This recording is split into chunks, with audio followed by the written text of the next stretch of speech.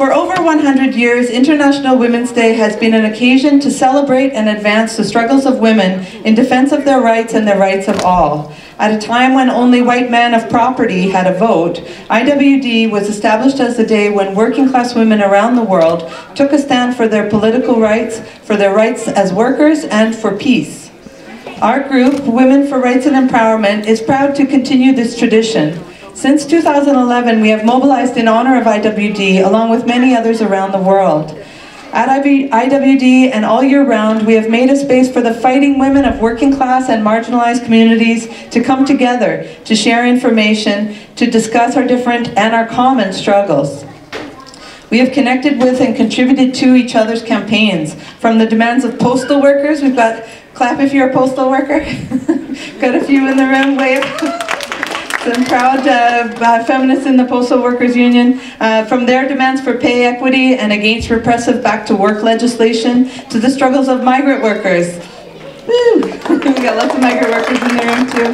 For their rights as women, as workers, and as mothers. We have also analyzed and connected with broader social movements and invited speakers to inform our discussions at IWD rallies and forums. From 2011, when we first restarted the IWD mobilizations in Edmonton, through to the Idle No More movement, to the reactionary tinkering with migrant worker programs that caused a lot of upheaval but left the exploitative nature of those programs intact. We also joined the push to end the PC and the Harper eras and the call to welcome refugees.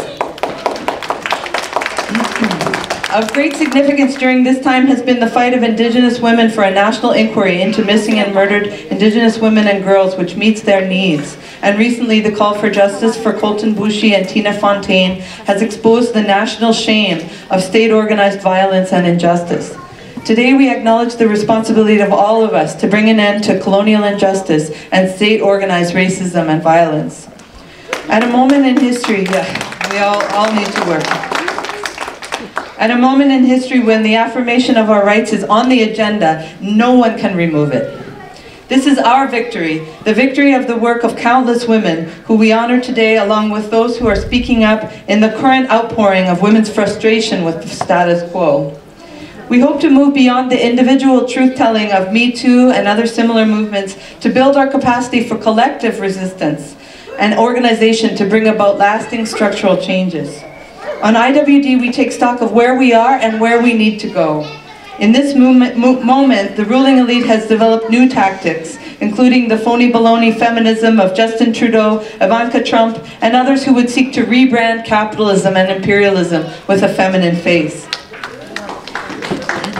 We reject a vision in which some women rise to the top of the political and corporate spheres, but the rights of many more are trampled, such as the mostly female Sears workers whose pensions were stolen from them. Shame. This year, our union sisters and brothers were also dealt a blow throughout the country that touched municipal, provincial, and national labor federations. The split in our union movement has highlighted the long-standing need for union renewal from the bottom up across the entire labor movement. IWD is also an occasion to reflect internationally and to advance the long tradition of women's anti-war activism, which has been a part of IWD since its first official celebration, focused on the call for peace, voiced by the women of Europe prior to the First World War. We hope to reawaken the power of women's anti-war activism to defeat US-led efforts to inflame militarism and implement murderous sanctions on the DPRK or North Korea against the wishes of the Korean people who long for peace and for reunification. We stand with victims of war and occupation the world over, and with all political prisoners, including Ahed Tamimi, the 16-year-old Palestinian girl currently in Israeli military detention. The most important right we affirm is the right to participate in decision-making as concerns our lives and our society. Based on the promises made by the parties who currently hold political power, Canada would already have a national child care program with affordable, quality public daycare for all. No woman would experience wage discrimination and no person would live in poverty. Seniors and their caregivers would have their rights to live with dignity upheld. But the reality we know is a far cry from these false promises. We reject the narratives of politicians from Trump all the way to Notley who attempt to channel our anger toward people of other countries or provinces instead of against the corporate elites and monopolies who are the true enemies of humanity and the earth. We cannot accept the courting of women as a voting bloc or as fundraisers or door knockers or even as candidates, so long as the rights of all women to have a real say over the forces impacting our lives are denied. To have a real say, we know we must organize ourselves. Through our collective resistance, we find our greatest power and our greatest dignity. That's what our lead banner was speaking to, that women's dignity, it lies in the fight for the rights of all.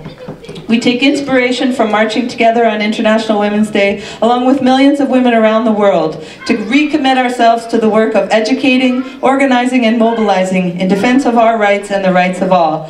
Long live International Women's Day. Women's rights under attack, what do we do? And the women united will never be defeated. Thank you.